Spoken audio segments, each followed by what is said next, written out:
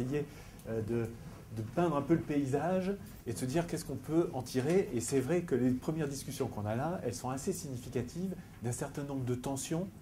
Et on va essayer de voir comment on peut y voir plus clair. Et c'est vrai que quand on parle de cloud privé, ça a été un peu à l'origine une réaction plutôt des gens qui maîtrisaient et qui étaient propriétaires de l'infrastructure en disant « Ah ben non, mais non, il faut quand même garder des choses chez nous », d'où ce point de vue plutôt technique sur la virtualisation. Mais là encore, donc sur des concepts un peu émergents, est-ce que ça change? Est-ce que ça coûte plus cher? Moi, je pense que c'est une évolution majeure de l'informatique. Il y aura un avant et un après, parce qu'on a une conjonction importante d'un certain nombre de limites et de faiblesses et de frustrations liées à l'utilisation des systèmes d'information, que ce soit des infrastructures jusqu'aux applications, et la maturité d'un certain nombre de technologies. Parce que c'est vrai qu'on faisait de l'ASP, mais on faisait de l'ASP avec des moyens techniques, réseaux, qui étaient ce qu'ils étaient tels que disponibles à ce moment-là. Aujourd'hui, on le fait sur Internet et ça change tout, à la fois sur le plan économique et sur le plan de performance générale et de la façon de concevoir les systèmes d'information. Alors, si on reprend un peu la raison d'être, pour se dire que ce n'est pas simplement du marketing, notre industrie, elle a été depuis son début dans une logique de construction du système d'information qui est celle-là, où on a en fait essayé d'industrialiser et d'aller toujours plus vite dans une logique où face à un besoin exprimé par des utilisateurs, on décide de financer un projet qui invariablement amène une nouvelle application à côté des autres applications dans le système d'information, et puis pour laquelle il faut acheter des infrastructures, donc pour lesquelles on fait un dimensionnement en anticipant des usages, et comme on ne veut pas changer d'infrastructure dans les 6 ou les 12 mois qui viennent, eh bien on fait plutôt un surdimensionnement associé au projet.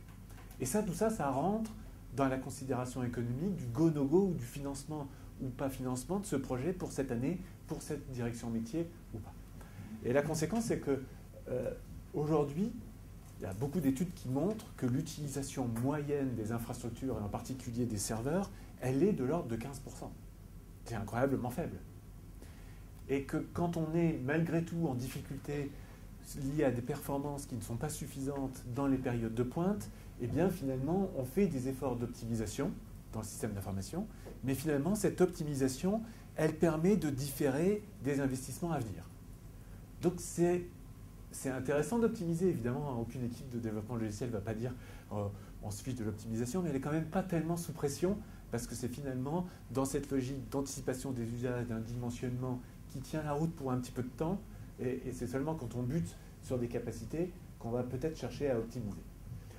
En fait, nos data centers, aujourd'hui, du coup, ils ont une certaine capacité à monter en charge. Alors j'ai mis un oui et un point d'interrogation, parce que je pense que tout le monde a une expérience de dire il faut un serveur de plus physique pour le site web et combien de temps ça prend. Ça peut être variable dans les processus d'achat, d'approvisionnement, ça peut prendre longtemps, mais en gros, ils peuvent monter en charge. Par contre, il y a une chose que les data centers d'aujourd'hui ne savent pas du tout faire, c'est baisser en charge.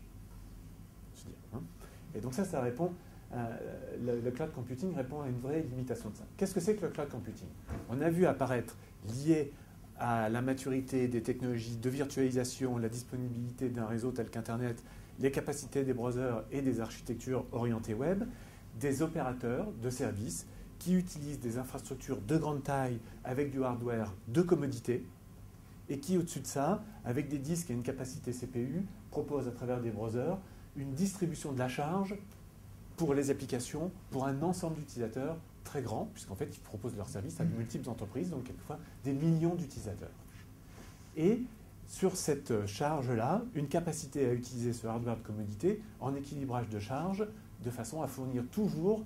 la scalabilité ou la performance demandée à l'instant où elle est demandée.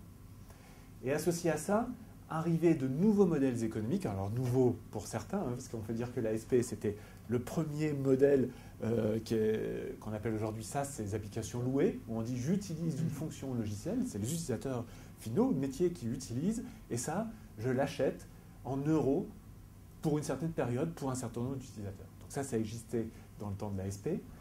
Aujourd'hui, c'est en multitenant sur des environnements accessibles partout avec un réseau très économique et très performant, mais le modèle économique est remis en avant compte tenu de ça, alors que l'ASP